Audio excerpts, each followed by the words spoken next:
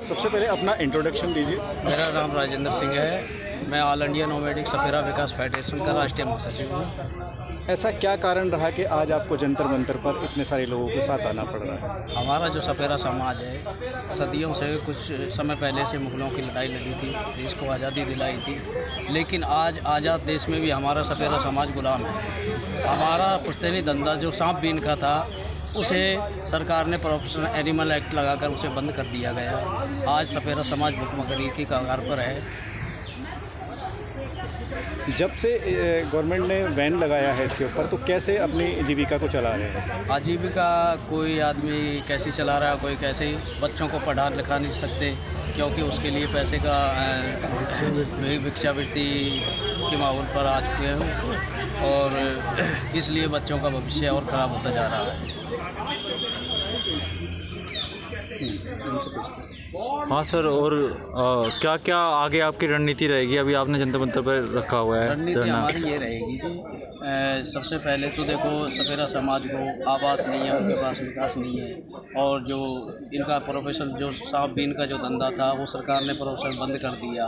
और जबकि संविधान में ये लिखा हुआ है कि किसी का भी पुश्तैनी धंधा है ना, जो बंद किया जाता है ना, तो उसे रोज़गार, उसके अलग में रोज़गार दिया जाता है, लेकिन सरकार ने ऐसा कुछ नहीं किया। इसलिए, और दूसरा बात है, सपेरा समाज पूरे भारत में एक जाति सपेरा होनी चाहिए, जबकि उत्तर प्रदेश और इधर महाराष्ट्र और गुजरात के अंदर में इन लोगों को किसी भी ऐसी जाति में नहीं रख रखा। गुजरात में ओबीसी जाति में रखा हुआ है, और जबकि सपेरा जाति उत्तर प्रदेश के अंदर में जनरल कैटेगरी में डाल रखा है, जबकि उन्हें किसी प्रकार का आरक्षण वगैरह नहीं दिया जाता, उसका फ़ायदा वो नहीं उठाते। और जबकि ये जाति है, घुमंतु जातियों में आती है, इन्हें एसटी का दर्जा दिया जाना चाहिए। ये लड़ाई आप कब से लड़ रहे हैं? ये लड़ाई हमारी काफ़ी समय से चली है, लेकिन जंतर मंतर पर पहली बार ही हमने ये कितने लोग आ रखे हैं सपोर्ट में इस डिमांड के लिए? अभी काफ़ी लोग आ रहे हैं, जितने लोग हैं कम से कम 150-200 आदमी तो अभी फ़िलहाल मौजूद है, लेकिन काफ़ी लोगों की जनसंख्या यहाँ पर उमड़ेगी। ऐसी कौन कौन सी वो मांगे हैं जो आप सरकार से मांगना चाहते हैं? सरकार से हमारी देखो यही मांगे हैं। एक तो हमारा जो सांप बीन का जो धंधा है ना, वो बंद कर दिया, या तो उसके उपलक्ष्य में जैसे वन विभाग, फॉरेस्ट विभाग में जो लोग कार्य करते हैं, उनकी जगह जो सपेरा है, एक छोटा सा बच्चा भी शुरू से वो सांप से खेलता है, पालता है उससे, और वो उसका मतलब पूरा अनुभव होता है, लेकिन फॉरेस्ट विभाग या वन विभाग वगैरह या चिड़ियाघर में उन्हें वहाँ पर भागीदारी दी जानी चाहिए, जिससे कि उनका आजीविका चल सके। और हमारी जैसे हमारी एक सपेरा जाति है, पूरे भारत के अंदर में एक सपेरा जाति ही होनी चाहिए, अलग उपनाम नहीं होनी चाहिए, और वो एसटी का दर्जा उन्हें दिया जाना चाहिए। सर आप बताइए, आप क्या कहना चाहेंगे? Rajendra Singh, chairman all India nomadic Sapera Vikas federation. आज जो हमारा एक दिवसीय धरना प्रदर्शन जंतर मंतर पे हुआ है, पहली बार हुआ है। अभी समाज को कुछ समय से, पिछले 5-7 साल से हम जागरूक करने में, अनपढ़ समाज है, धीरे धीरे जागरूक हो रहा है। ये जाति सपेरा जो नाथ संप्रदाय से आती है, और हमारा बहुत बड़ा पंथ है, 12 पंथ। एक तरह से 12 वाले जो कहते हैं, तो वो 12 पंथ के हम लोग हैं। लोग हमें उस दृष्टि से देखते हैं कि ये छोटे हैं, जबकि नाथ संप्रदाय तो बहुत बड़ा है। नाथ संप्रदाय ने तो योगी जी को नाथ संप्रदाय ने ही दिया है, तो नाथ संप्रदाय में होने के कारण ये जो मिट जाती है, इनके लिए समाधि दी है।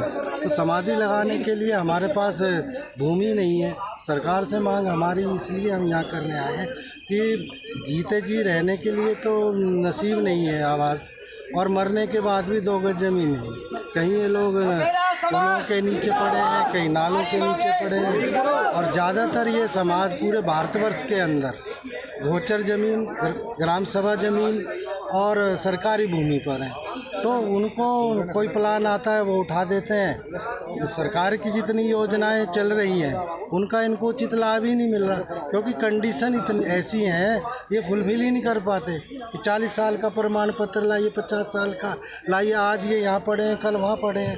तो वो क्या सबसे बड़ी समस्या है कि उस वजह से इनको थोड़ी सी एक रिलैक्सेशन जो सरकार के कंडीशन है उनमें थोड़ा रिलैक्सन दिया जाए।